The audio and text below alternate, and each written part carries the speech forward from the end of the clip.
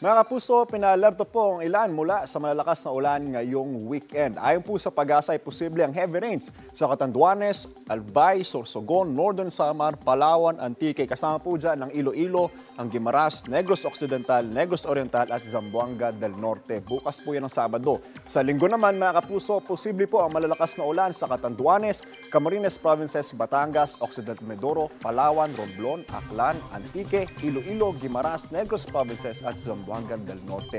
Ngayong Biyernes naman po, asahan po ang heavy rain sa Palawan at Antique. At ayon po sa Pag-asa, ulang dulot po ng habagat at low pressure area ang magdadalang masamang panahon sa mga nasabing lugar ngayong darating na weekend. Kaya mga kapuso, dapat maging alerto po mula sa banta ng baha o kaya naman ang landslide. Happy weekend po sa ating lahat. Ako po si Anjo Pertiera.